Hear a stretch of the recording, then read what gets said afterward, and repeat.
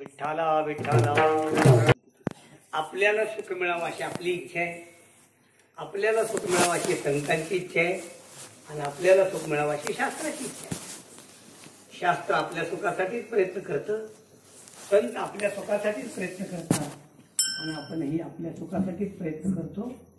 मतभेद सुखासाठी नाही, मतभेद आहेत सुखाच्या प्रयत्नासाठी. आपण कोणत्या मार्गाने सुखाचे प्रयत्न करतो, संत कोणत्या मार्गाने करतात आणि शास्त्र कोणत्या मार्गाने सांगतो, याच्यामध्ये मतभेद. परळीला जाण्याबद्दल मतभेद नाही, आपल्याला परळीला जायचंय, अहमदपूरला जाण्याबद्दल मतभेद नाही. मतभेद आहे तुम्ही रस्ता कोणता धरलाय त्याच्याबद्दल मतभेद आहेत. लक्षात समजा परळीला तुम्हाला जायचं नाही, तुला आपण उजनी पाठीवर गेलो तर उजनी पाठीवर गेलो तर डाव्या बाजूला वळलं पाहिजे, उजव्या बाजूला वळलं पाहिजे, डाव्या बाजूला वळलं पाहिजे. समजा आपल्याला अहमदपूरला जायचे, आपण उजनी पाठीवर गेलो तर डाव्या बाजूला वळलं पाहिजे, उजव्या वळलं पाहिजे, उजव्या बाजूला वळलं पाहिजे. आणि मग संत आणि आपण आपल्या वळण्यामध्ये जर फरक झाला, आपल्यालाही परळीला जायचंय, संतांनाही परळीला जायचंय, पण आपण उजव्या बाजूला वळलो आणि संत डाव्या बाजूला वळले तर बरोबर कुणाचं आहे? संतांचंच आहे ना, प्रश्नच नाही. जेव्हा एकाच मार्गाबद्दल दोन लोकांचा दावा असतो ना, त्यामध्ये दोघांपैकी कोणाचं तरी एकाच बरोबर असतं, दोघांचं कधीच बरोबर नसतं. कोर्टामध्ये ज्या केसेस आहेत ना, त्या केसेसमध्ये दोन्ही बाजूची माणसं म्हणतात की माझंच खरं आहे, पण दोघांचं कधीच खरं नसतं. दोघांपैकी कोणाचं तरी एकाच खरं असतं का नाही? बरं, ज्याचं खरं असतं तो खऱ्यासाठी लढत असतो, ज्याचं खरं नसतं तो सर लढत असतो का नाही? बरं, याचं खरं नाही हे वकिलाला माहीत असतं का नाही? याचं खरं नाही हे वकिलाला माहीत असतं बरं का, कारण त्यानं समजावून दिलेलं असतं, हे माझं नाही पण मला मिळवायचं, काय करू सांगा. याचं खरं नाही हे वकिलाला माहीत आहे, तरी सुद्धा वकील त्याच्यासाठी प्रयत्न करतो. वकील किती खरा सांगता का?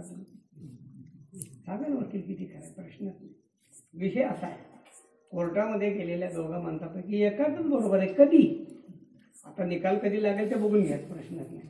भारतासारख्या देशामध्ये निकाल लवकर लागणारच नाही, आपला निकाल लागला तरी कोर्टाचा लागणार नाही, त्याची काळजी करू. आपल्या देशाची व्यवस्था तशी झालेली. मी एका मोठ्या न्यायाधीशाला हा प्रश्न विचारला, मोठ्या, म्हणलं साहेब आपल्या भारतामध्ये जे कोर्टामध्ये जे केसेस आहेत ना, त्या केसेस निकाल कधी निघतील? ते म्हणले तात्या आजपासून जर कोर्ट सुरू केलं आणि ते कोर्ट न थांबता, म्हणजे सुट्ट्या नाहीत काही नाही, प्रत्येक एक एक केस निकालात असं ठरलं तर 300 वर्ष लागतील. विठ्ठला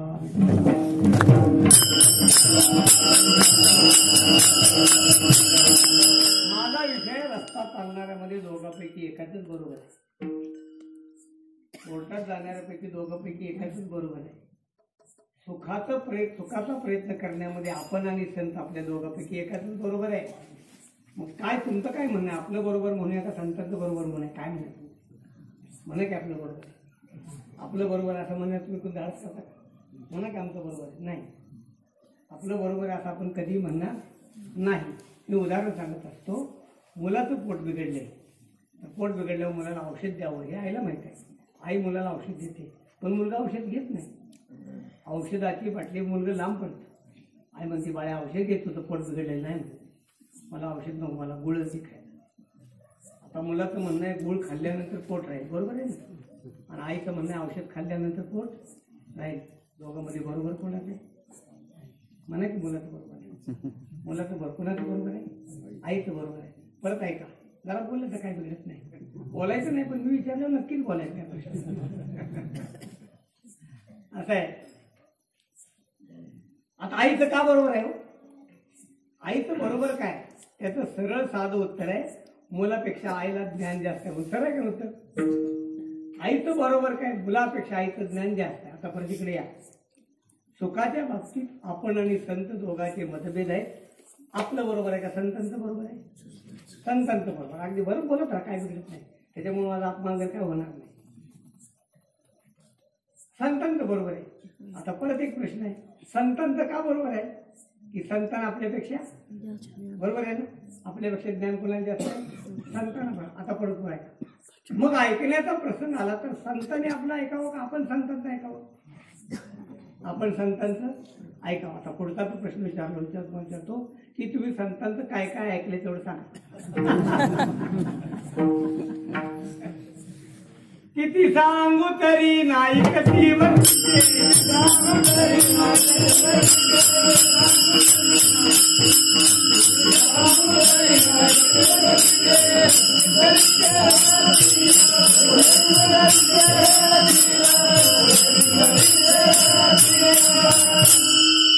व्यासांचा श्लोक आहे ऊर्ध्वबाहो विलोम्य. व्यास म्हणतात मी हात वर करून लोकांना सांगतोय, कोणी ऐकायला काय नाही. काय करा, माझा विषय येतो होतो की आपण इथंपर्यंत आलो. संतांचं बरोबर आहे, आमचं बरोबर नाही. विचारलं तुम्ही संतांचं काय कायच ऐकत नाही, काय करता त्यानंतर आपण कसं वागावं हे सांगण्यासाठी संतांनी काही शिल्लक ठेवलं नाही. सगळ्या मार्गाने सांगितलं, सगळ्या मार्गाने तुम्ही कसं वागावं हे सांगण्यासाठी संतांनी काही शिल्लक ठेवलं नाही. आपण संतांचं काहीच ऐकलं नाही हा त्यानंतर आपला समज. फक्त कीर्तन संतांना करायचं असतं म्हणून भजन करायचं. ज्ञानेश्वर आपले कीर्तन पण आहे, हे भजन करतो म्हणजे काय करतो सांग. जाऊ दे, तुम्हाला एक नाजूक उदाहरण सांगतो. नवऱ्यापाशी न नांदणारी बाई माहेरी राहते, पण ती सुद्धा लग्नाच्या मंडपामध्ये नवऱ्याचं नाव घेते का? घेते. न नांदणाऱ्या बाईनं नवऱ्याचं नाव घेण्यासारखं घेणं आणि आपण भजन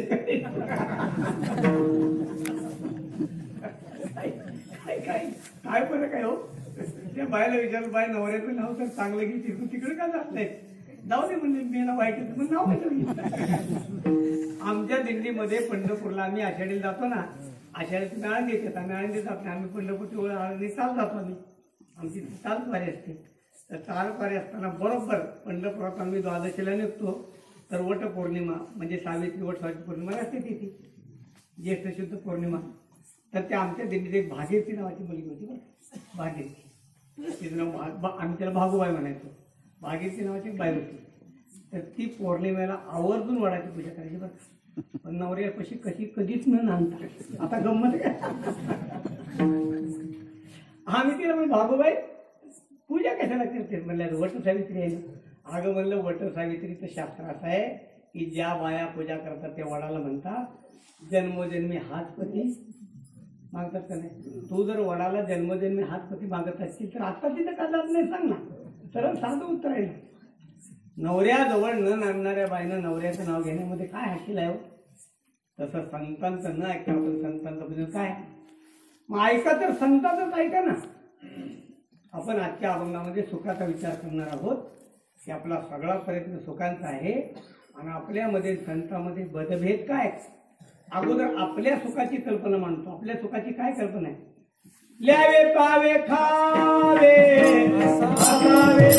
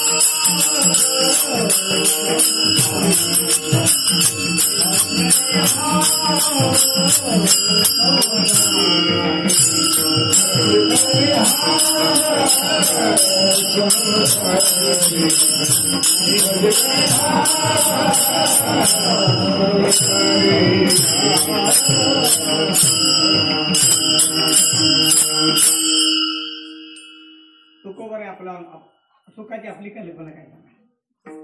ल्यावे खावे बरे असावे सदावीर कल्पना.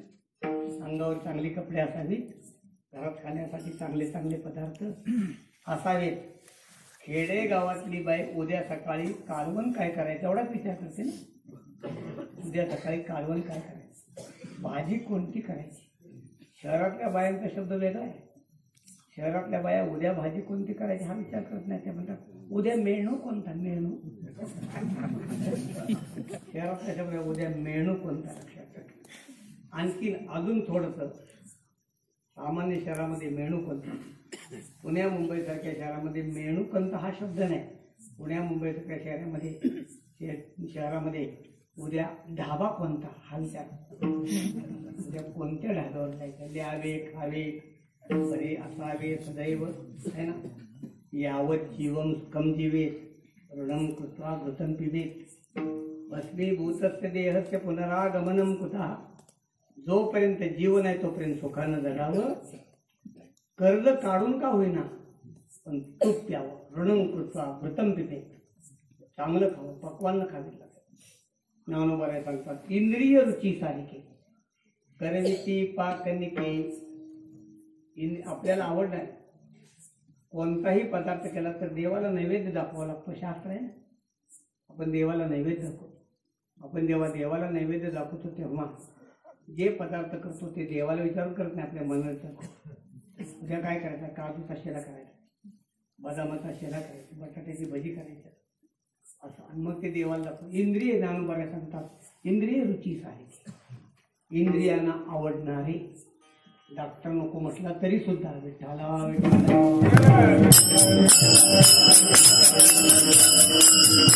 ज्या लोकांना डायबिटीज झाल्यानं ती माणसं गोळ्या खाऊन चहा का पितात हे मला अजून कळायला नाही. डायबिटीज झाल्यामुळे चहा सोडून दे ना. आमच्यासारख्या जीवनात त्याचा संबंधच नाही कधी द्यायचा. आमचा आणि साखरेचा संबंध खरं सांगतो तुम्हाला माणिक महाराज फक्त 5% राहिला. फक्त 5% मध्ये केलं तुमच्या घरात आल्यावर. नाहीतर आम्हाला साखरेचा काय संबंध सांगा ना. आम्ही पिठलं भाकरी खाणारी माणसं. विषय काय सांगितलं आपल्याला इंद्रिय रुचीच आहे. इंद्रियांना आवडणारे आपण पदार्थ करतो. इंद्रियांना आवडणारे डॉक्टरनी सांगितले साखर जास्त झालेली गोड कमी करा. तरी सुद्धा दिवसातून 4 वेळा गोळ्या खातो पण गोड कमी करा. जेवताना एका खुब्यात इंजेक्शन घेतो, जेवल्यावर एका खुब्यात इंजेक्शन घेतो पण गोड कमी करत नाही. काय असेल शास्त्र सांगा. हा देहात्मवाद आहे लक्षात ठेवा. आहे ना. याला देहात्मवाद म्हणतात. पिंड पोसावे हे अधम. त्याला अधमाचं ज्ञान म्हटलं.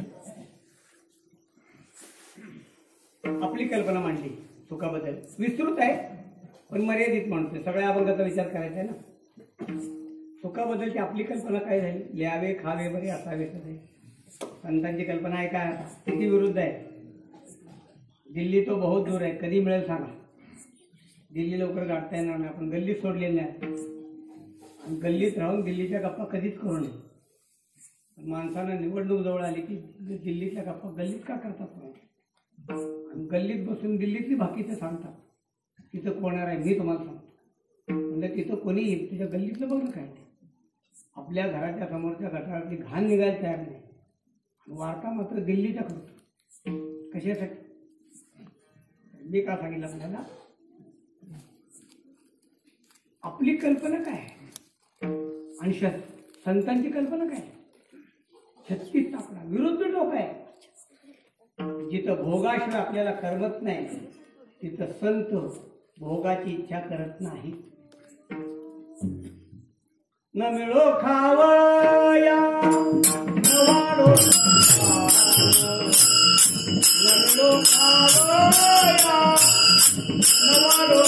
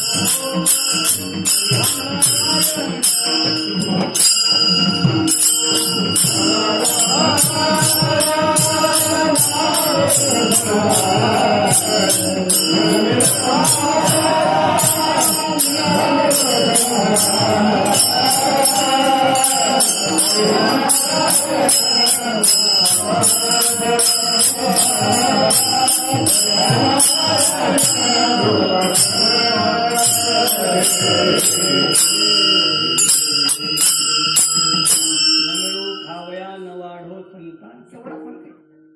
मी सांगितलं किती फरक आहे की जिथं विषयाशिवाय आपलं पान हलत नाही. काय सांगितलं? द्यावे खावे बरे असावे. जिथं विषयाशिवाय आपलं पान हलत नाही तिथं संत सांगतात न मिळून खावया. कधी फरक पडतो. मी म्हटलं ल्यावे खावे बरे असावे, सगळे चांगलं चांगलं खावं. खाल्ल्यानंतर कीर्तन तुझा ढेकर यावा, चांगलं खावं. चांगलं खाल्ल्यानंतर सुख मिळते अशी जर आपली कल्पना आहे तर संत सांगतात न मिळो खावया. केवढा फरक आहे. आणि हे अंतर कधी तुटायचं सांगा ना. संतांमधलं आपलं अंतर कधी तुटतच नाही. तरी सुद्धा संतांविषयी आपल्याला आवड आहे. संत सांगतात न मिळो खावया. आता पहा, आपण ऐका. ज्यांना ज्यांना देवानी मागा म्हणून सांगितलं त्यांनी मागितलं काय? तुम्हाला दोन गोष्टी सांगणार आहे. श्रीमद भागवतातल्या गोष्टीमध्ये गोष्ट सांगत नसणार नाही, उदाहरण सांगणार. तुम्हाला माहित आहे एक उदाहरण प्रल्हादाचं. प्रल्हादानं भगवंताची भक्ती केली. किती भक्ती केली? फक्त 4 महिने. 4 महिन्यामध्ये भगवान परमात्म्याला प्राप्त होतात. म्हणजे काय? भगवान परमात्म्याच्या प्राप्तीसाठी उशीर लागत नाही. उशीर लागला असता तर प्रल्हादानं ध्रुवानं 4 महिने जाऊ दे. 4 महिने लय झाले. परीक्षेला किती दिवस? 7 दिवस. ध्रुवाला 4 महिने, परीक्षेला 7 दिवस. 7 दिवस जे झाले खटवण राजाला 1च तास. आणि आपल्या चातुर्मासाची सुवर्ण महोत्सव झाला 50वा चातुर्मास. तरी बी जैसे थे तसंच चातुर्मासामध्ये म्हणजे तात्या यंदाचा चातुर्मास 50वा आहे. चांगली गोष्ट आहे. मग काय ठरवले विशेष? म्हणजे विशेष ठरवले रोज 50 वारकरी मठात जेवायला घालायचे. 50वा चातुर्मास रोज 50 वारकरी मठामध्ये जेवायला घातले. आणि जेवल्यानंतर न चुकता तंबाखू खाल्ली. चातुर्मासाचा पूर्ण महोत्सव का होता? ऐका, प्रल्हादाला 4 महिन्यामध्ये देव मिळाला. आता ऐका, देव मिळाला पण देवाला मागितलं काय? दोन्ही सांग. दोन्ही मुलं 5 वर्षाचीच आहेत. प्रल्हाद 5 वर्षाचीच आहे, ध्रुव 5 वर्षाचाच आहे. दोघांमध्ये फरक किती आहे बघा ना. ध्रुव वनात जाताना ठरवूनच गेला होता की आपल्याला आढळतं. ठरवलं होतं त्याला. आणि हे ठरवत असताना त्याच्या मनामध्ये सापत्न मातेचा मत्सर होता, द्वेष होता. मला माझ्या चुलतीनं, माझ्या काकूनं मला वडिलाच्या माणसाला उतरले, अशी जागा मिळवेन, काकूला सुद्धा हेवा वाटेल. एक लक्षात घ्या, परमार्थ करत असताना अंतःकरणामध्ये जोपर्यंत दोष आहे तोपर्यंत परमार्थ चांगलं होत नाही. आपण हे पहा, सनकादिकांची डाळ शिरली नाही तर तुमची कुठे शिरायची? सनकादिकाला आत घेतलं नाही देवाने, माहिती आहे तुम्हाला गाभाऱ्यामध्ये. सनकादिक गेले, देव विजयाने अडवलं, सनकादिकांना राग आला. भगवान परमात्मा बाहेर आले, त्यांनी सनकादिकांची क्षमा मागितली. माझे नोकरी आला तर मी तुमची क्षमा मागतो. 7व्या स्कंदामध्ये 3 क्षमा आहेत बरं. एक, भगवान परमात्म्याने माझे सेवक म्हणून सनकादिकाची क्षमा मागितली. दुसरी क्षमा देव विजयाने देवाला मागितली की देवा यांचा महिमा आम्हाला कळणार, मग क्षमा करा. आणि तिसरी क्षमा सनकादिकाने मागितली. मग बोला, सनकादिक म्हटले यांना दिलेला शाप तू स्वतःच्या अंगावर घेतोस, म्हणजे तू यांना किती महत्वाचं मानतो, आम्हाला ते कळालं नाही, आम्हाला क्षमा कर. हे का नाही गंमत सांगा. विषय काय की सनकादिकांना राग. भगवान परमात्मा म्हणले मी सनकादिकांच्या पुढे उभं आहे ना, तैसे माझे साक्षात्कारी तरी अहंकाराची वारी. मी सनकादिकांच्या पुढे उभा आहे आणि उभा असला तरी यांचा अहंकार काय ना, काय करावं यांना. देवांकडे हात घेतलंच नाही, भाग्यवर कटू. हे सनकादिकांचं आहे. आणि आपलं कसं काय, आता मी चेअरमन हाव, चेअरमन. पंढरपूरला गेला तर व्हीआयपी कार्ड घेऊन गेला. मी चेअरमन आहो, मी गावचा सरपंच आहो. कंदाकर महाराज सांगायचे बघा, कंदाकर महाराज नाही, मी गावचा सरपंच हाव म्हणतो. हाव, मी गावचा सरपंच हाव. कुठं अंदाज घेऊन जाता. भगवान म्हणले काय पाहिजे नाही. ध्रुवानं सांगितलं मला अशी जागा दे, कोणी उठवणार. झाला ध्रुव. आता प्रल्हाद आहे का? प्रल्हादाला हे देव म्हणले की प्रल्हाद भद्र भद्रंते प्रीतो हंते सुरोत्तम वरम व्रणीष्वाभिमतम काम पूर्व स्नेहम नृणाम. माग मला वर माग. काय मागव प्रल्हादा नाही का? भगवान परमात्म्याने प्रल्हादाला गुंडाळण्याचा प्रयत्न केला की माझ्या मागण्यामध्ये येतोय का बघू.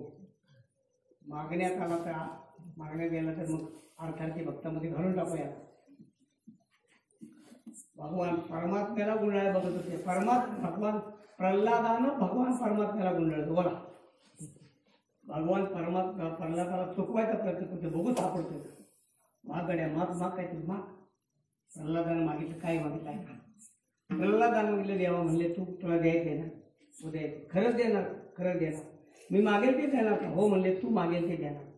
प्रल्हाद म्हणले मी मागेल तर देणार असला तर एकच दे, तुझ्याकडे मागण्याची बुद्धी कधीच होऊ नये ही दे. झालं का? भगवान म्हणले मी याला फसवायला गेलो, यालाच मला फसवलं. असे भक्त असतात. विषय काय मी सांगितलं आपल्याला. ज्यांना ज्यांना भगवान प्रसन्न झाले काय मागितलं ऐका ना आपण.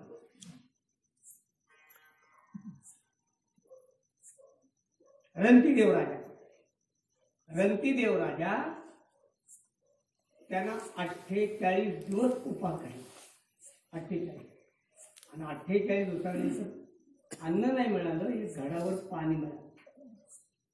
48 दिवस पाणी सुद्धा पेल नव्हते. एक घडावर पाणी मिळालं. कसं मिळालं प्रयत्न ते पाणी प्यावं. आपण निदान तृषाचं हरण करूया, प्रांतर वाचतोय. तेवढ्याच त्यांच्या पुढे एक चांदा, एक भिकारी आणि एक कुत्रा, 3 प्राणी आले. रंतीदेव राजा काय म्हणला ऐका. काय म्हणला ऐका. रंतीदेव राजा म्हटला देवा माझं किती भाग्य आहे का. 48 दिवस मला पाण्याचा कण आणि थेंब सुद्धा मिळाला नाही. पण 48 दिवसात माझ्या दारात याच्यातही आला नाही. नेमकं आज पाणी मिळावं आणि याच्यात यावं याच्यासारखं भाग्य होतं. हा याच्यात काल आला असता तर मी पाणी त्याला देऊ शकलो नसतो. पण आज आलाय ना, माझ्याकडे पाणी आहे, मी त्याला पाणी देऊ शकतो.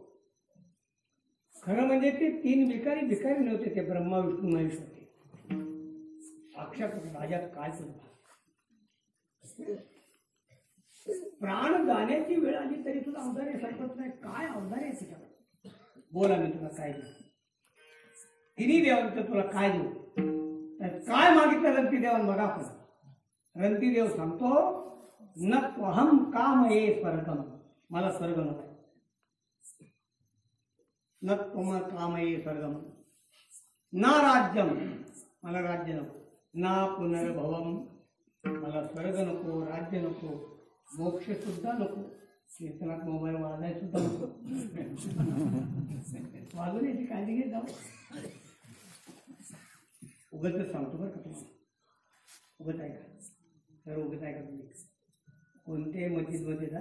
नितीन शेठ तुम्ही जर परंट आहे मस्जिदमध्ये जायचं. नमाज चालू असताना मोबाईल वाजलेला मला फक्त ऐकवायचा आणि 1 लाख रुपये रोज घेऊन जायचं. कोणी घ्या. मस्जिदमध्ये मोबाईल वाजतच नाही. आपल्या कीर्तनात कीर्तन कधी कधी कीर्तनकाराचा सुद्धा वाचतो. एका कीर्तनकाराने कीर्तन केलं बरं आणि सांगितलं कृपा करून आपापले मोबाईल बंद करा. अपमान करण्याच्या वेळ येऊन देऊ नका. आणि मधल्या थोड्या वेळात त्याच्या खिशीनं वाजायला लागला तर सकुबाईच वाजायला नाही. शांत पाहिजे. हे घडलेलं आहे, खोटं नाही. वर्तमानपत्रात पण नवीन त्याला मोबाईल घेतला होता त्यामुळे त्याला बंदी करताना न त्वहम काम. मला राज्य नको, मला स्वर्ग नको, मला मोक्ष सुद्धा नको. काय मागितलं आहे का आपण. कामये दुःख तप्तानाम आर्तीनाम प्राणीनाश. प्राणीनाम आर्तीनाश. दुःखानं भरपडलेले जे जीव आहेत ना त्यांचं दुःख नाही तर करण्याचं मला भाग्य द्या. मी लय कथा तुम्हाला सांगितली असते, थोडक्यात सांगते. शबरीला देवाने विचार तुला काय संतांनी काय म्हटलं ऐका आपण, आणि मग याद्या करा काय असतील तेवढ्या. म्हणलं बाकीचं काय नको, पण नातवाचं तेवढं लग्न जमव. देव काय एजंट आहे काय लग्न जमवाय? मुलाला नोकरी लाव, नातवाचं लगीन होऊ दे, सुनबाईला मुलगा होऊ दे, दुसरा उद्योगच नाही काय. शबरीला विचारलं तुला काय दिवसा काय मागितलं ऐका शबरीला. शबरी देवाला म्हणजे देवा फक्त एवढं काय, मातंग ऋषींनी सांगितलं तुला राम भेटणार आहे. त्यांच्या शब्दावर विश्वास ठेवला. किती वर्ष झाली कुणाचा, फक्त तुझी वाटच पाहिजे, मला दुसरं काय नको. तू येण्याची वाट पाहिली, आज तू आलास ना, जीवन सार्थक झालं, आता काय मागायचं. शबरी म्हणले एकच मागणार आहे, तुला बघण्यासाठी डोळ्यात प्राण आणून ठेवला होता, तुला बघितलं ना, आता जगण्याची इच्छा नाही, मरताना ही इच्छा आहे तुझ्याकडं बघत मरावं. शबरीनं हा देवाकडे बघत प्राण सोडला. हे सगळं मी का तुम्हाला सांगायला लागलो, संतांची भावना काय, न मिळो खावया नवाड हो संतान, परिहा नारायण कृपा करो. आणि या अभिप्रायाने तुकोबारे सांगतात प्रपंचातलं भौतिक संपत्तीतलं नको आहे. देवा आता ऐसा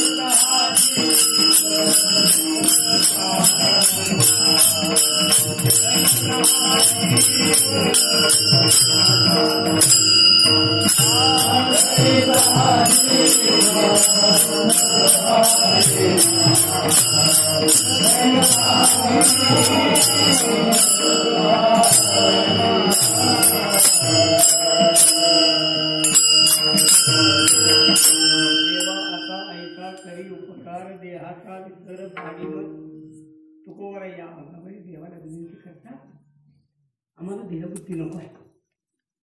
आपण विचार करा, देहबुद्धीशिवाय आपण जगू शकत नाही.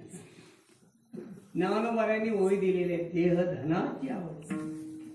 धनामध्ये सगळी धन सांगितले, गोधन, गजधन, रातधन और रतनधन. गोधन आहे, गजधन आहे, रातधन आहे, रत्नधन आहे.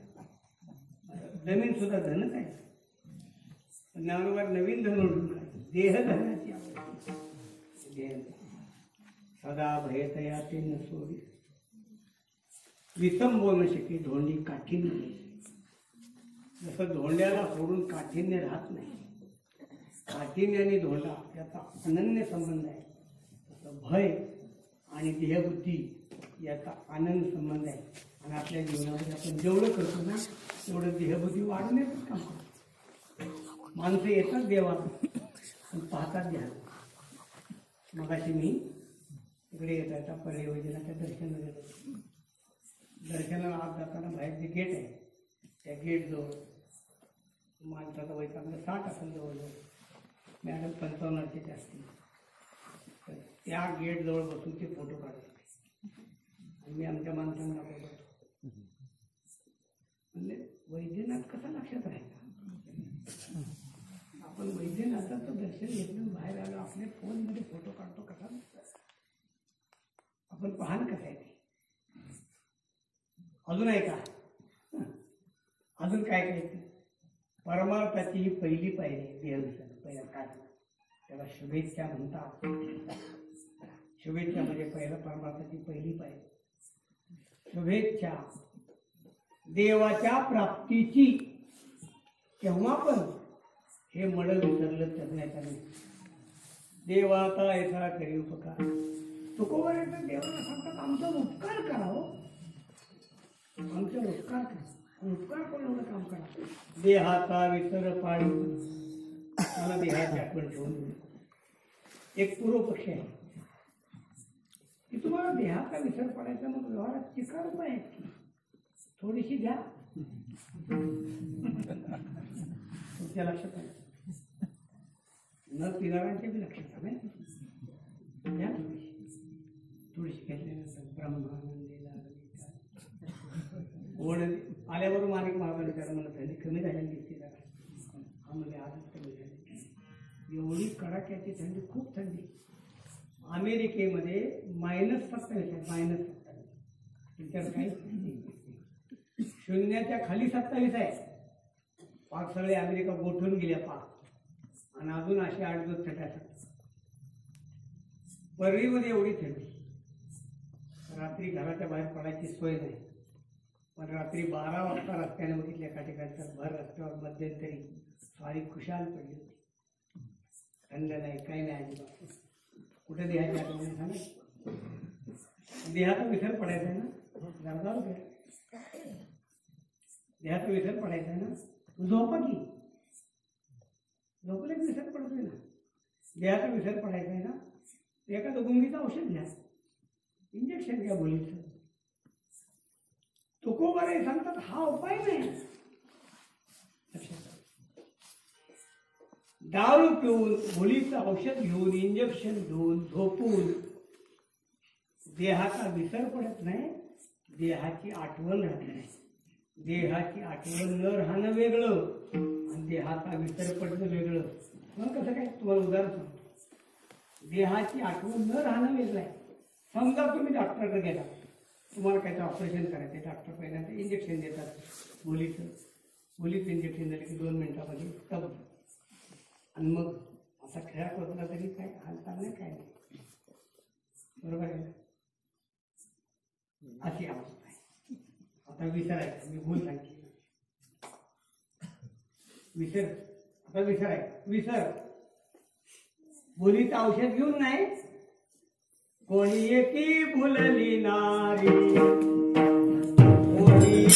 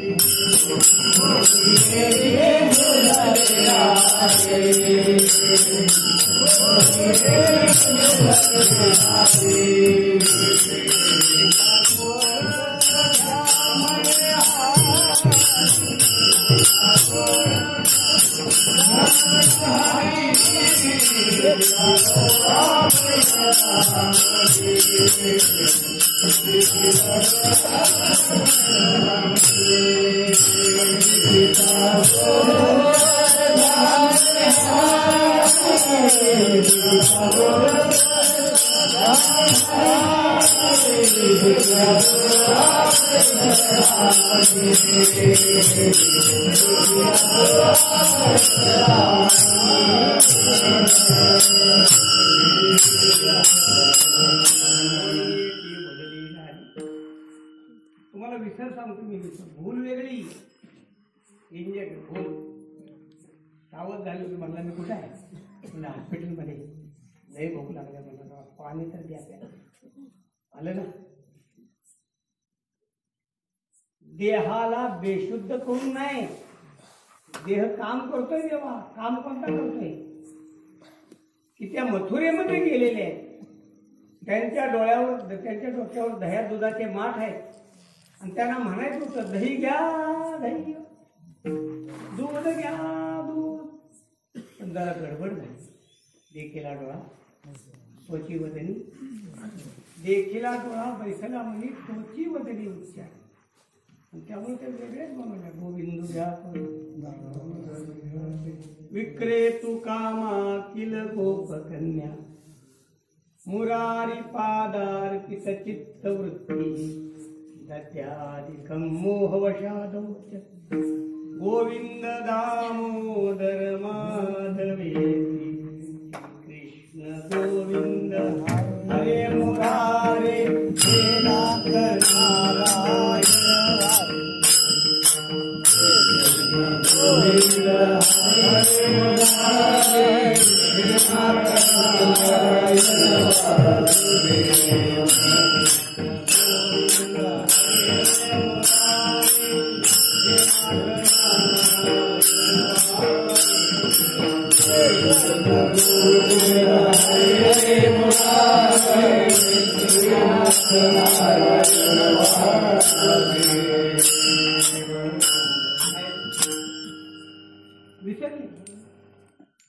विसरल्या.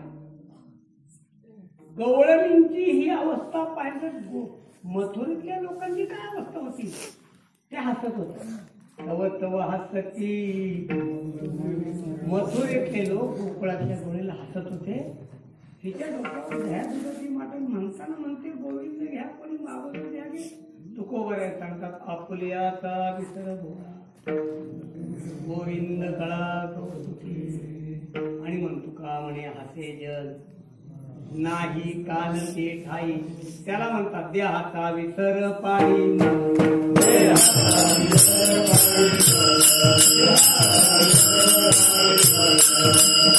व्यवहार चालू आहे पण भान कुठं आहे? व्यवहार बंद नाही झाला, व्यवहार चालू आहे. देहाचं भान कुठं आहे? वेदांतामध्ये पंडित वाचस्पती मिश्र नावाचे पंडित होऊन गेले. स्वतंत्र ग्रंथ आहे. त्यांच्या बायकोचं नाव होतं भामती. त्यांचं लग्न झालं. पत्नीचं नाव होतं भामती. त्यांनी पत्नीला सांगितलं बाई एक काम आहे म्हणजे काम करा. मला एक वेदांतचा ग्रंथ नाही मग लिहा ना. तुझं सहकार्य पाहिजे म्हणजे माझं सहकार्य काय. तू मला डिस्टर्ब करायचा नाही करणार. पत्नी कशी असावी? श्रीमद भागवताचा 3रा स्कंद वाचा. देवहूतीचा. देवहूतीने कर्दमूर्तीला सांगितलं मी तुम्हाला त्रास देणार फक्त तुमची सेवा करेल. देवहूतीने कर्दमृषीची सेवा केली पण कर्दमृषीने देवहूतीची परीक्षा पाहिली. त्याने देवहूतीला स्पर्शच केला नाही. किती दिवस नाही किती वर्ष. देवहूती म्हातारी झाली तरी कर्दमृषीने तिला स्पर्श केला. असा संयम पाहिजे पत्नीकडे आणि अशी सेवा पाहिजे पत्नीकडे. लक्षात ठेवा. सीतामाई वनात गेल्या ना. का गेल्या? तुम्ही जाताना सीतेला घेऊन जा अशी काही कैकेची आज्ञा नाही. आज्ञा फक्त रामालाच आहे. ज्येष्ठाची झाड आहे दुर्योधनांचा. आज्ञा सीतेची नाही. आज्ञा लक्ष्मणाची नाही. मग लक्ष्मण का गेला? ऐका लक्ष्मण का गेला? लक्ष्मण कर्तव्य म्हणून गेला भावाची सेवा करायची. सीता का गेली? सीता कर्तव्य म्हणून गेली नाही. सीता धर्म म्हणून गेली. कसं आहे? उष्णता हा अग्नीचा धर्म आहे ना. शीतळता हा चंदनाचा धर्म आहे. शीतळता चंदनाला सोडून राहते का? नाही ना. उष्णता अग्नीला सोडून राहते का? नाही राहते. सीता म्हणते रामाला सोडून राहते. ती सीता कशी? निरोप कसला माझा घेता जेते राघव मला हे सांगायचं. तुझं सहकार्य पाहिजे. नक्की काय केलं पाहिजे मला नाही. नुसतं एवढा भागत नाही. माझा उदरनिर्वाह तूच चालवते. तिनं त्यांचा उदरनिर्वाह गोरगरिबाची मजुरी केली. मजुरी करून काहीतरी मिळवलं आणि स्वतःचा पतीचा उदरनिर्वाह चालवला. किती दिवस? 12 वर्ष. अशी सुद्धा पत्नी मिळाली. 12 वर्षे. 12 वर्षानंतर ग्रंथ पूर्ण झाला. 12 वर्षापासून काय खातो काय करतो काहीच नाही. कशातच भान.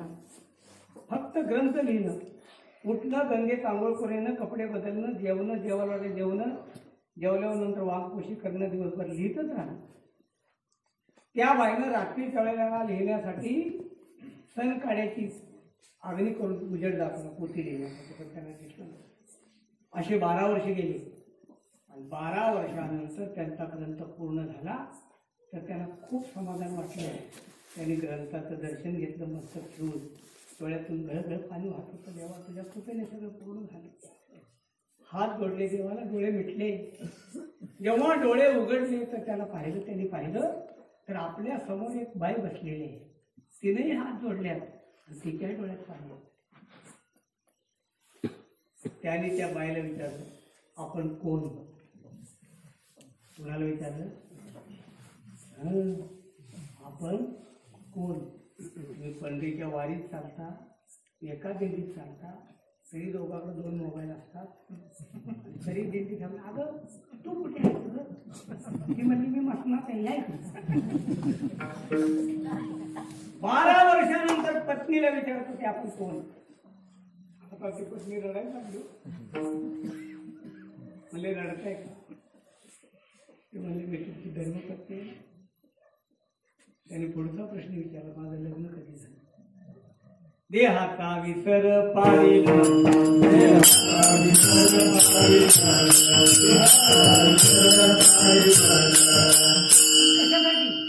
कशासाठी? तरीत हा जीव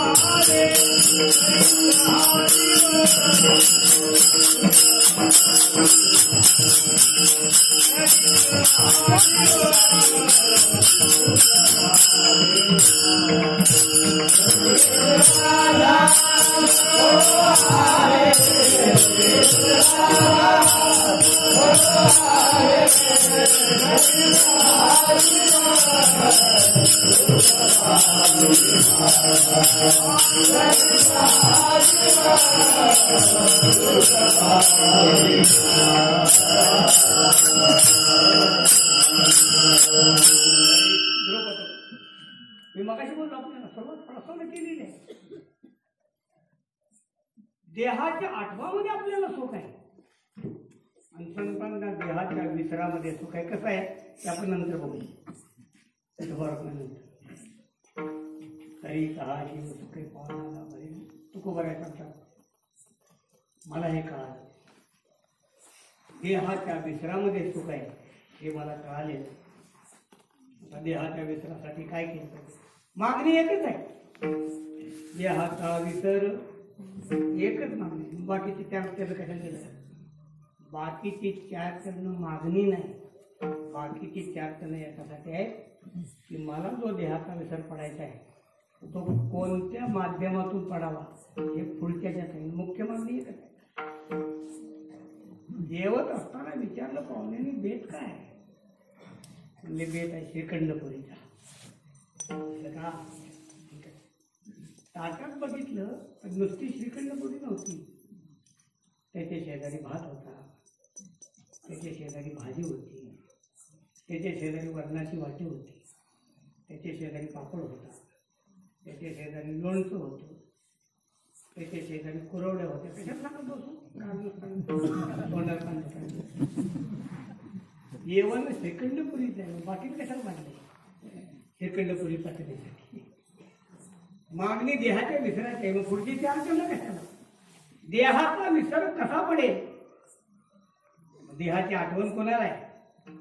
देहाची आठवण आहे चित्ताला. मग सांगितलं चित्त तुमच्याकडे घ्या. आवडे चित्ता राखे पाय, माझे चित्त तुझे पायी.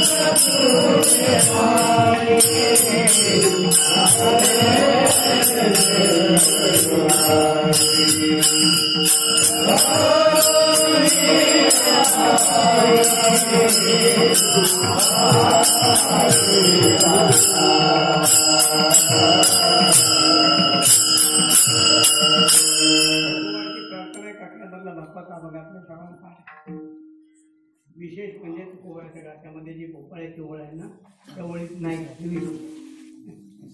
आपण भोपाळ्याच्या ओळीत नाही, आपण मध्ये स्वतंत्र अभंग आहे. भोपाळ्या म्हणणारे तो आपण त्याच्यामध्ये घातला. योग्य दुर्लभ भोपाळ्यामध्ये नाही, ज्ञानोबा नाही म्हणणारे तो घातला. काही योजना केली आहे आपल्याला फक्त ओळी म्हणायची असतात.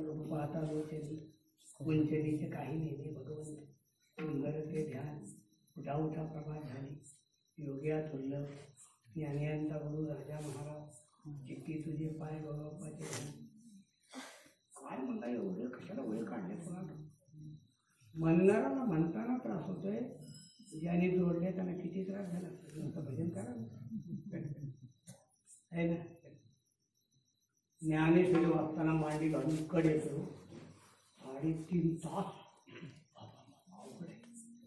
तरी मध्यंतरी इंटरव्ह्यू होती, तरी मध्यंतरी पोहे होते, तरी मध्यंतरी चहा आहे, तरी आणखी व्यासपीठाला चुकून तंबाखू आणली तरी म्हणतो नाही खाऊ. मी म्हणलं तुला 9,000 वऱ्या वाचताना एवढा कळ येतो. ज्यांनी 9,000 वेळा तयार केले त्यांना किती कळ आला असेल विचार करतील. बाबा स्वयंपाक खाणं करणारा जास्त करतात, खाणारा जास्त करतात. मला एवढे पदार्थ कसे वाढले, कष्ट केले त्यांनी. आणि शेवटचा बघा आता कोटे धावे मन हा पण उपायच नाही पण राहायचे नाही काहीतरी घडला चाल. माझे चित्त तुझे पाय माझं चित्त तुमच्या पायाजवळ ठेवायला उभारण्याकरता ठावले चित्ता तुझ्या पायाजवळ चित्ता का हो. हे चित्त चंचल आहे. चित्त हे देहाचं चिंतन कायम करतं. मी कीर्तनातलं उदाहरण सांगतो. या कीर्तनामध्ये मी म्हणजे बंडाचा त्या करा शिकोजी तुम्ही स्वतः कोणी हातात केली. या सगळ्या कीर्तनातला मी वजा करा. मी कीर्तनच संपलं का सांगा ना. घरातला मी वजा करा, घरच संपलं. घरातली भांडणं लागली की पोरगा सांगतो मी मुंबईला राहून एवढे कष्ट करतो, एवढे पैसे पाठवतो, 4 दिवस घरी आलं तर तुमची भांडणं ऐकासाठी येतो का. मला जर सुख मिळत नसेल तर तुम्हाला काही कापायचं का जायचं का. फक्त मी वजा करा. मी वजा केलं सगळंच फक्त. म्हातारा म्हणतो तात्या मी नसलो तर यांना तुकडे मिळणार नाही, मी वजा करा. सासूबाई म्हणते तात्या मी किती खस्ता खाल्ल्यात मलाच नाही मी. सोनबाई काय म्हणते, सोनबाई म्हणते तात्या मी म्हणून आणली दुसरी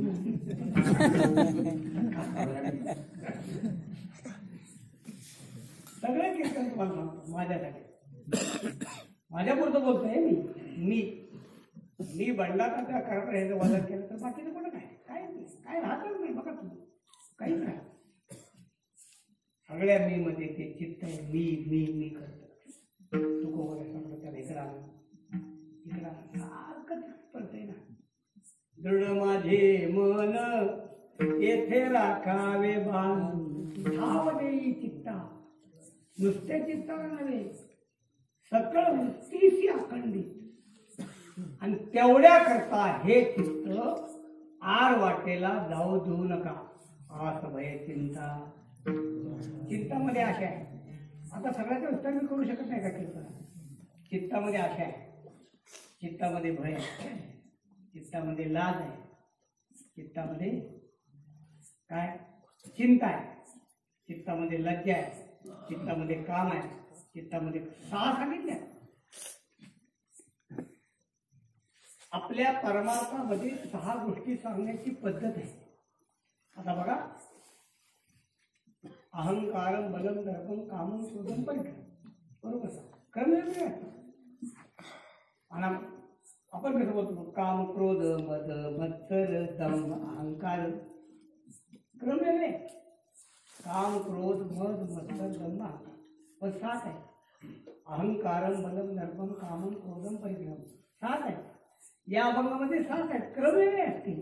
आस भय चिंता लज्जा काम क्रोध तुकोबर सांगतात तोडावा संबंध यांचा माझा. यांच्याशी संबंध ठेवू नका. हे चित्त तिकडे गेलं ना की इकडे येत नाही. तिकडे गेलं तर काय तिकडे गेलं ना आशेमध्ये गेलं, कधी भयामध्ये गेलं, कधी चिंतेमध्ये गेलं, कधी लाजेमध्ये गेलं, कधी कामामध्ये गेलं, कधी क्रोधामध्ये गेलं, पण गेलं ना. आस भय चिंता लज्जा काम क्रोध तोडावा संबंध यांचा माझा संबंध ठेवू नका. आता पुढे आहे का, या चित्तातले हे विकार जर जायचे असतील तर या चित्ताला काय केलं पाहिजे. गोवर सांगतात मागणे ते घ्यायचे आहे आता नाममुखी संत संगती. आम्हाला 2 गोडी ना, एक संतांच्या संगतीची आणि एक नामस्मरणाची. चित्ताला आवरण्यासाठी याच्यासारखे 2 उपाय नाही. डोंगरे महाराजांनी हे प्रवचनात सांगितलं होतं की जेव्हा तुमच्या अंतःकरणामध्ये काम भावना निर्माण होईल तर अंतरावर बसा आणि विष्णू सहस्रनामाचा 1 पाठ करा. काम राहत नाही. काय ताकद आहे सांगण्यात, काय ताकद आहे सांगा.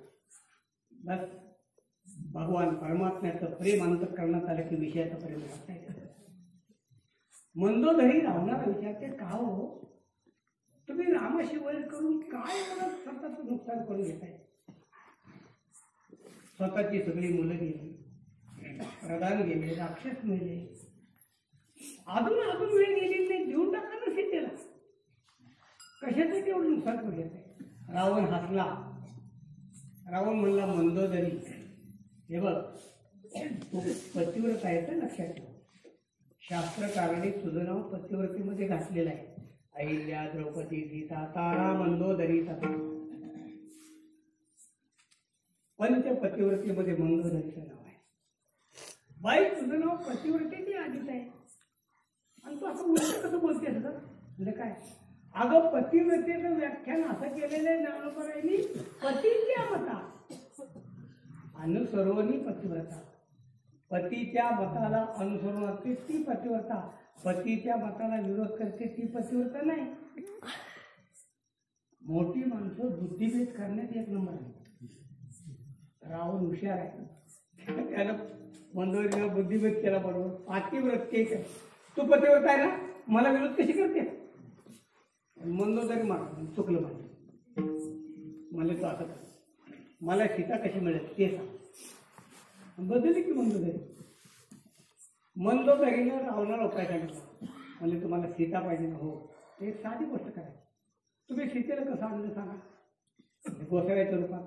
म्हणजे तुम्हाला रूप पालट द्यायचं का नाही. हो तुम्हाला रूप पालट द्यायचं. हो पण रामाचं रूप धरा ना. तुम्ही रामाचं रूप धरा, सीतेकडे जा. सीता तुम्हाला आपोआप वश होईल ना. का तिथे चित्तामध्ये राम आहे, तुम्ही रामाचं रूप घ्या ना. रावण मोठ्यानं असला म्हणलं मंदोदरी अगं तुला काय वाटतं माझ्या डोक्यात बटाटे भरलेत काय. अगं हा उपाय मला कधीच कळलाय पण राम म्हणून जावं पण तुला माहित नाही. मी जेव्हा सीतेकडे जाण्यासाठी राम बनण्याचा प्रयत्न करतो आणि जेव्हा मी रामाचं ध्यान करतो तुला काय सांगायचं. रामाचं ध्यान करताना चित्तामध्ये सीता राहत नाही. जहां राम है वहां काम नहीं, जहां काम है वहां राम. जिथं राम आहे तिथं काम राहत नाही ना. नाम घेता नवे. एक गोष्ट नामस्मरण करा. नामस्मरण बी अवघड आहे. दुसरी गोष्ट संतांची संगत करा. संतांच्या संगतीत गेला ना तर तुका म्हणे घड होती क्षणेची निर्माण. जाऊन यामुळे वाळवंटी नाचती. ह्या मागणे ते घेत्या आहे आता नाममुखी संत संगती. आणि तेवढ्या करता आम्हाला संतांची संगत घडावी, आमच्या मुखामध्ये नामस्मरण यावं. तेवढ्या करता आमची जी सेवा आहे ना ती सेवा शुद्ध व्हावी. दांभिक नको. सेवा दांभिक नको. लक्षात तुम्ही बिना आंघोळ करता खाता ना मग खाता. आम्ही ज्या विषयात ज्ञान आहे माझं करत नाही. तुम्ही देवपूजा करताना बोलताना मग बोलत चला. आम्ही आल्यावर बोलून कशात झाला काय? परमार्थामध्ये दंभ नाही पाहिजे लक्षात. तुकोबारे सांगतात तेवढा करता माझी सेवा शुद्ध घ्या. तुका म्हणे नको वरपंग देवा, घेई माझी सेवा भाव शुद्ध. आता उलटा आवडला. माझी सेवा भाव शुद्ध घ्या, वरपंग नको. जेव्हा माझी सेवा शुद्ध होईल तेव्हा मला संतांची संगत लाभेल. जेव्हा मला संतांची संगत लाभेल तेव्हा त्यांच्या संगतीमध्ये माझ्या मुखामध्ये नामस्मरण येईल. जेव्हा माझ्या मुखामध्ये नामस्मरण येईल तेव्हा माझ्या चित्तातले आस भय चिंता लाज काम क्रोध हे विकार जातील. जेव्हा माझं चित्त निर्विकारी होईल तेव्हा माझं चित्त तुझ्या पायाजवळ स्थिर राहील. जेव्हा माझं चित्त तुझ्या पायाजवळ स्थिर राहील तेव्हा माझ्या चित्ताला माझ्या देहाचा विसर पडेल. आणि जेव्हा माझ्या चित्ताला माझ्या देहाचा विसर पडेल तेव्हा माझं जीवन सुखी होईल.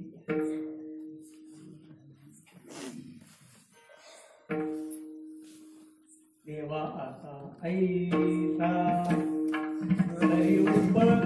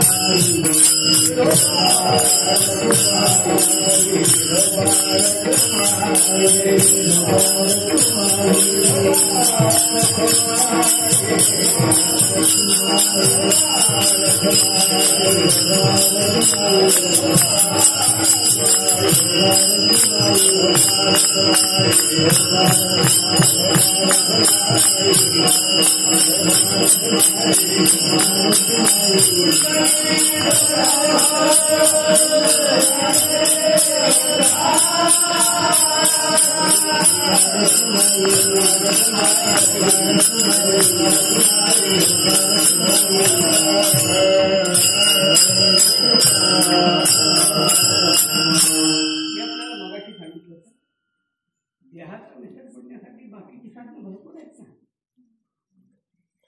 ती साधनं देहाचा विसर पडत नाही.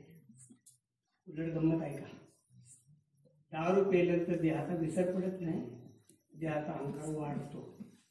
हो, लिहिणारा म्हणून मला पण समजले विसर पडला का जास्त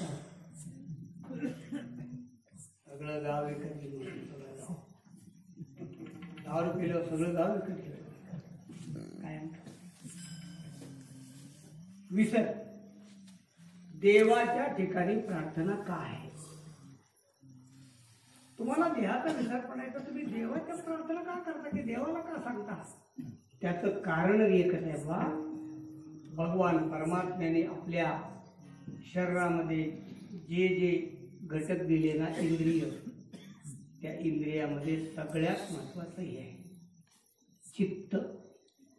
आपण पंच ज्ञानेंद्रिय, पंच कर्मेंद्रिय, पंच प्राण झालं का? हे 15 तत्व झाले. 16वं तत्व आहे अंतःकरण. 1 घेतलं तर अंतःकरण, 2 घेतलं तर मन बुद्धी 17, 4 घेतले तर 19 मन बुद्धी चित्त अहंकार. ते नावं 4ही द्या, एकच आहे, त्यात काय फरक नाही. एकच बाई सुनबाई सुद्धा आहे, तीच भाऊजाई सुद्धा आहे, तीच आई सुद्धा आहे, तीच काकू सुद्धा आहे. पहा,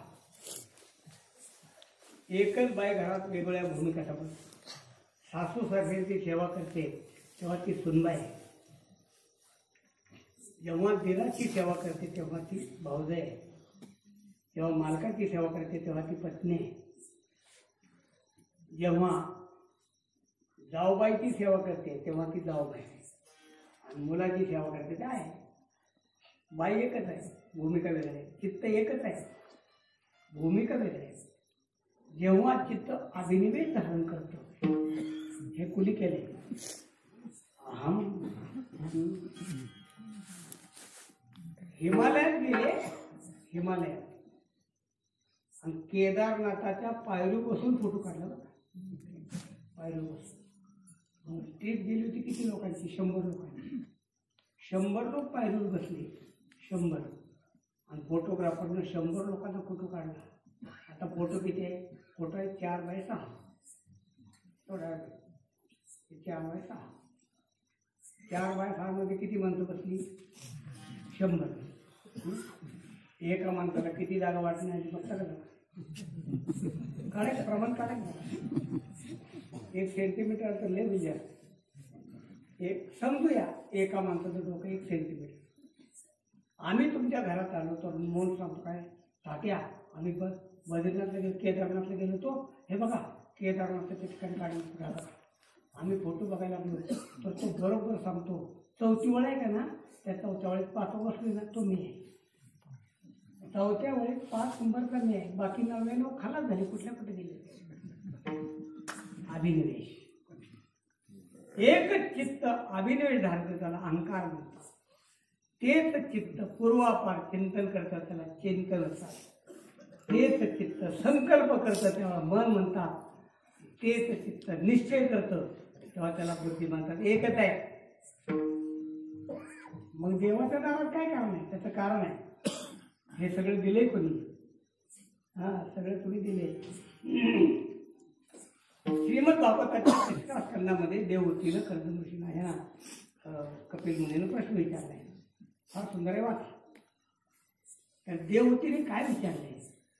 देवहूतीने सांगितलं कपिल मुनींना माझ्या ठिकाणी हा अहम आणि मम हे जे मला त्रास देत आहे ना तेवढा त्रास माझा दूर करा. अहम मम मला जास्त त्रास देत आहे. पण तिथं देवहूतीने एक मेघ घालून ठेवली. मेघ कुठे घातली देवहून सांगितलं मला जो अहम आणि मम त्रास देतो ना तो सुद्धा तुम्हीच निर्माण केलाय घ्या. जबाबदारी त्यांच्यावर टाकली ना असं आहे. सिनेमामध्ये डायरेक्टर आहे. आता सिनेमाचं उदाहरण द्यायचे काही कारण नाही पण सध्या प्रचलित आहे सगळं. तुम्ही सिनेमात घरात सिनेमा तुमच्या घरात आलायच. सिनेमामध्ये डायरेक्टर आहे. त्या डायरेक्टरनं काय केलंय एका नटीला सांगितलं तू पुढं पड आणि एका नटाला सांगितलं तिचा पाठलाग. पुढं पडायला कोण लावलं डायरेक्टर. पाठलाग करायला कोण लावलं डायरेक्टरनं. तुकोबाराय सांगतात ज्या डायरेक्टरनं एका नटाला पाठलाग कर म्हणून सांगितलेलं आहे त्या डायरेक्टरला तो आता पाठलाग करू नको सांगता येत नाही. सांगता येत नाही मग तुझ्या हातात नाही सगळं. तुकोबाराय देवाला विचारतात तुका म्हणे ज्याने असे चेतविले त्याच्याने उगले पैसे नव्हे. तुम्हालाही वाईट खोड लागलेली एका पळवून एका पाठी लाव. तुम्ही एकाला पुढे पळवता आणि दुसऱ्याला त्याच्या पाठीमागे लावता पाठलाग करायला होता आणि त्या दोघांमध्ये आमचा वेळ खाता कारण नसतं बस उल्लो बोलले चलो. आज प्रश्न जुना काय जुनी गोष्ट आहे. जुनी म्हणजे 50 वर्षाच्या मागची. आम्ही आमच्या मामाच्या गावाला गेलो होतो. तिथं सिनेमाची टाकी होती. टाकी म्हणजे टुरिंग टाकी तंबू. त्या तंबूमध्ये सिनेमा आणि आम्ही लहान सिनेमा बघायला गेलो. तर त्या सिनेमामध्ये एका बायचा पाठला गुंड करतो असं दृश्य होतं. ती बाई पुढे पळत होती तो गुंड तिच्या पाठीमागे लागला. शेवटी ती बाई एका झाडाच्या लपली. लपल्या गुंडाला दिसली पण त्याच्या लक्षात आला आपण पळत गेलो की पळत जाईल ना. आता म्हणजे पळत हळू तिच्या मागून गेलं पाहिजे. बाय अशी पुढे बघत होती. गुंड मागून येत होता आणि तो हळूहळू येत होता असा असा हळूहळू तिला कळू नये म्हणून. तो गुंड तिच्यापासून अवघ्या 2 फुटावर आला आणि आमच्या शेजारची बाई वराडली अगं पळपळ की दोडा ते बघतो आला शेजार दृष्टांत समजा. आपल्याला असं वाटतं की काहीच नाही प्रश्न असते पण गंमत आहे. सिनेमाची गंमत आहे. सिनेमातले नट आणि नटी आणि नट जेव्हा रडतात तेव्हा ते खरे रडतात का खरे रडत नाही. ते रडत नसताना रडतात आणि ते रडत नसताना आपण रडतो.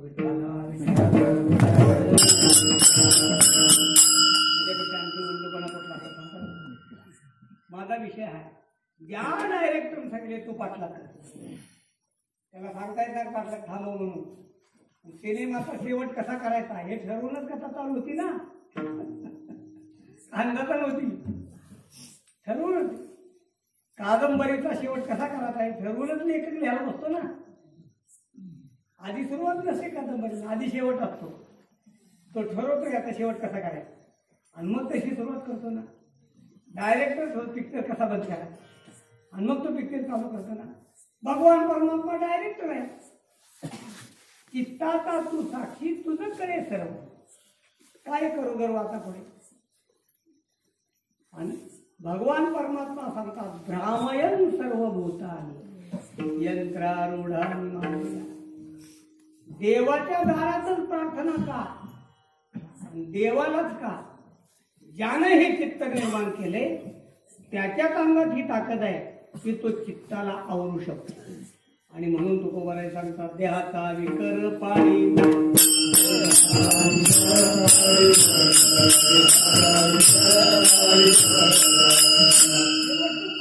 शेवट.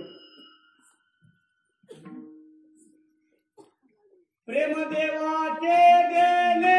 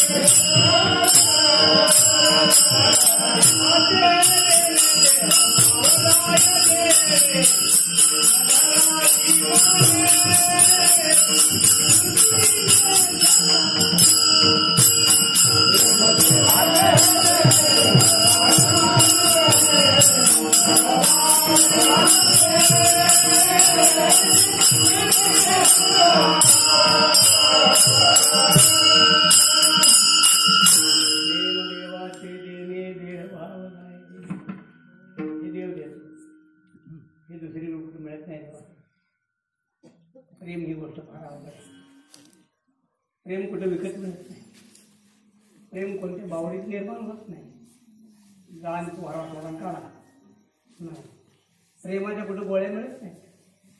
केमिस्ट्रीमध्ये सगळ्या गोळ्या, डोकं दुखण्याच्या, डोकं राहण्याच्या, रक्त वाढण्याच्या, रक्त कमी होण्याच्या, बीपी वाढण्याच्या गोळ्या, बीपी कमी होण्याच्या, साखर वाढण्याच्या गोळ्या, साखर कमी होण्याच्या, सगळ्या गोळ्या, ग्लुकोजवर्धक, रक्तवर्धक. पण अजून एक गोळी बघितली नाही कुठं, कोणती? प्रेमवर्धक आहे का कुठं बघितली? केमिस्ट्रीमध्ये आहे का बोल? येथे प्रेमवर्धक गोळ्या मिळते नाही. प्रेम असं कुठंच मिळत नाही विकत. आणि खरोखर प्रेमाच्या गोळ्या मिळत असत्या तर लय मजा झाली. म्हाताऱ्या माणसाने पहिल्यांदा घेतल्या. म्हातार झालं की प्रेम कमी होते. जन्म ऐकू येत नाही का, कळत नाही, जरा दम निघत नाही का, आणि आम्ही काही रिकाम आहे. म्हातारे तसंच बोलतो, तुला गबसाय काय झालं जा, आणि तू मरशील तेव्हा मी शांत होईल. ऐका नाही, 70 वर्षाच्या बायकोनं 75 वर्षाच्या माणसाला विचारलं, अहो ऐकलं का? म्हणजे काय म्हणता, डोकं खाऊ नका जास्त, पण ऐकून तर घ्या. म्हटलं चुलीमध्ये लाकडं नाहीत, माझी हाडं घालू का? बायको विचारत नवऱ्या, लाकडं संपली चुलीमध्ये, माझी हाडं घालू का? नवरा म्हणला, अजिबात घालू नकोस, तुझी झाडं आहेत, पेटणार नाही, धुमसत राहतील. आता काय झालं, केमिस्टमध्ये प्रेमवर्धक गोळ्या मिळते. म्हातारे गेले, त्यानं त्या गोळ्या घेतल्या आणि बायकोच्या पाण्यात टाकल्या, आणि बायकोच्या गोळ्या घेतल्या, आणि गोळ्या घेतल्या, एवढा परिणाम झाला लगेच गोळ्याचा. ती चहा घेऊन येताना खेकसली नाही, ढवासायला होत नाही, चहा घेऊन तरंगतच आली, बहारू फूल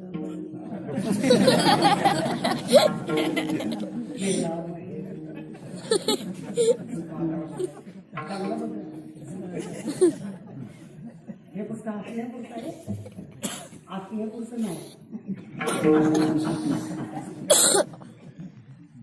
असं होत नाही, कुठे असलं तर जात.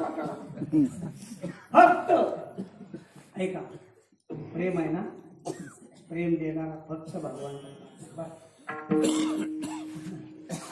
कुंडलिकाच्या भावाचा गोकुळी होणी झाला येता, निज प्रेम भक्ती भक्ता घ्या घ्या आता देवानं प्रेम दिलं तर त्या प्रेमामध्येच ही ताकद आहे. देहभाव दाय जेने ज्ञानेश्वर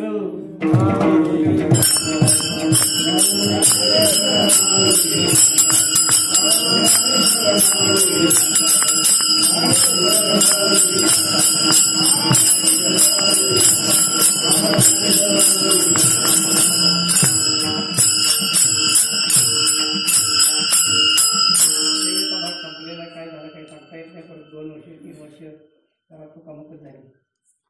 आषाढीमध्ये माणिक महाराजांनी तारीख दिल्यामुळे कार्तिकीचे काय भेटायला आले नाहीत. पण आमच्या काय लक्षात आहे ते म्हणजे तुम्ही घेऊन ठेवतो म्हटलं तर मी लक्षात ठेवलंच नाही. अशी 2 वर्ष झाली. गडबड झाली मला माहीत आहे. 1 वर्ष संध्याकाळी 7ला कीर्तन केलं. ते धावत पडतच केलं. आणि मागच्या वर्षी परत तसंच झालं. काय झालं कोणाला मागच्या तर म्हणलं आता असं करा कसं काही काल्याचं कीर्तन 1 तासभर करतो. ते बी कीर्तन मागचं 1 तासभरच केलं. त्यामुळे मलाच पश्चाताप झाला. तुम्हाला खरं सांगतो काय म्हणजे फसवणाऱ्या जातीतला मी कीर्तनकार नाही. तुम्हाला खरं ते सांगतो. म्हणजे अधिक पाकिट मिळालं तिकडे जायचं आपली जात नाही. पण काय तर गडबड होती. मग मागच्या वर्षी कीर्तनात सांगितलं बाबा हे सगळाचा वसूल पुढच्या वर्षी काढू. पुढच्या वर्षी जागरी देतो कालाही देतो. लोकांना बरं वाटलं ना. पण त्याच्यातही घोटाळा झाला. आता घोटाळा काय झाला तुमच्याकडला काला दुपारी 2 ते 4 असतो. माझ्या काय ते डोक्यात घुसलं नाही. माझ्या डोक्यात आमच्याकडचा काला 9 ते 11. त्यामुळं मगाशी विचारलं महाराजांना. म्हणलं महाराज उद्या कालेच कसं 2 ते 4 परत आणखी लबाडी यायला लागली ना. आता काय झालंय माझं कीर्तन आहे 7 वाजता फळतेला संध्याकाळी 7 आणि ते पूर्ण येत आहे. म्हणजे ते काय सप्त्यातले कीर्तन आहे. आमच्या भागात आम्ही एकत्र येतो त्यातले कीर्तन आहे. आणि त्यात आळंदीतल्या एका मुलात झालं लग्न. त्याचं लग्न झालं परवा दिवशी आणि विजयदशमीला. त्याची इच्छा की तात्या मला आशीर्वाद देण्यासाठी तुम्ही या. अशी सगळी गडबड झाली. आता सगळं चुकले ते म्हणायचा प्रश्न नाही. पण आपल्या सगळ्या तुम्हाला श्रोत्याला विनंती आहे तुमचं कीर्तन 2 ते 4 असतंय नेहमी. पण उद्याच्या दिवस थोडंसं ॲडजस्ट करा माझ्यासाठी. 10 ते 12 अशी सेवा मी करतो आणि 12ला सेवा करून जातो. म्हणजे काय होईल माझ्यावर बी लबाड येणार नाही. तुम्हालाही वाईट वाटणार नाही. काहीतरी झालं तर मग कीर्तन वेळ मी जागरण काला 100% पूर्ण लिहून ठेवला. मग याला दाखवलं म्हणजे बघा जागर बी लिहिलं आणि कालाही लिहिलं आहे. आपल्या सगळ्या 2 वर्षाचा वसूल काय बाकी ठेवायचं काम नाही असं आहे. तेव्हा आपल्या सर्वांना विनंती आहे की आपली वेळ 2 ते 4 असेल. पण माझ्यासाठी फक्त उद्याच्या दिवस 10 ते 12 अशी ॲडजस्ट करा. सकाळी दिंडी काढा कीर्तन झालं दिंडी काढा. आणि म्हणजे मलाही तुमची सेवा केल्यानं मला बरं वाटेल. काल्याचं कीर्तन बंद करता जाणं मला आवडून झाले ना. एवढ्या सगळ्या आपण कीर्तन घेतलं 2 कीर्तन घेतली तर लोक म्हणतील ह्या बुवाला लबाड बोलायची सवयच आहे काय करतात. असं होऊ नये याच्यासाठी आपल्या सर्वांना परत एकदा विनंती. जमते ना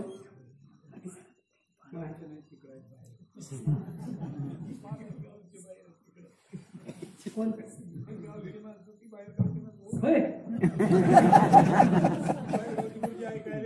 आता माणिक महाराज म्हणतात की जे ऐकतात ते येणार नाही आणि जे येणार आहेत ते ऐकायला नाही.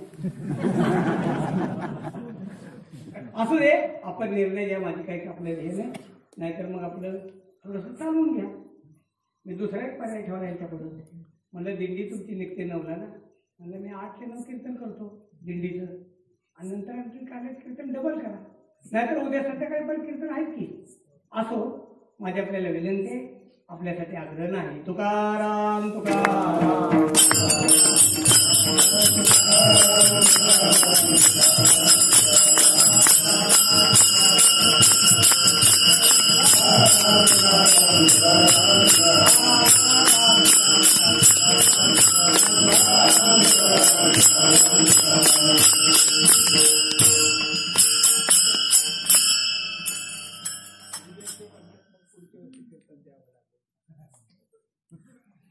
दुसरी अडचण कशी समाज पुन्हा थांबायची राजाचं कीर्तन झाल्यानंतर जेवणाची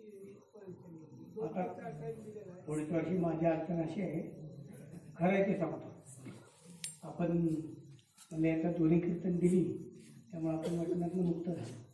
त्यामुळे पुढच्या वर्षी काही शिल्लकच नाही, अशी मोठी अडचण आहे.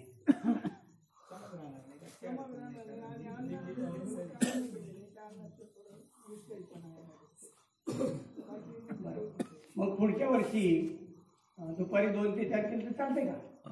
काले रात्रीचं जमणार नाही, रात्रीचं जमणार नाही. हो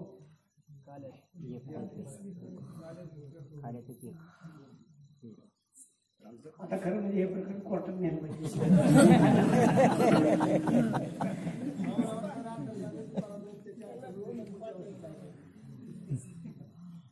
बरं आता असू द्या, आता ते सकाळ ते ऍडजस्ट करा. पुढच्या वर्षी बघूया काय होते. आता हो म्हणून पण पुढच्या वर्षी काय